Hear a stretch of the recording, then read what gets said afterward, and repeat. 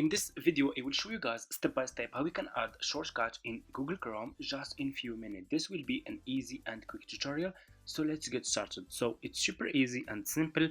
If you want to add shortcut, just make sure to watch this video until the end. It's new update and let's get started. So what you will do, just open your Google Chrome account like this. Go to your Google Chrome homepage like this and you should see here add shortcut. Okay, click on this icon over here and here you go.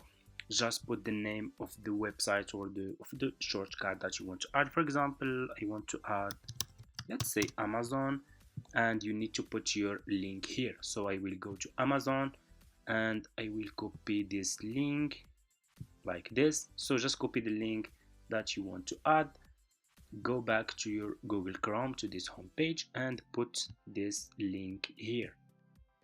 And after you finish, click on done and here you go.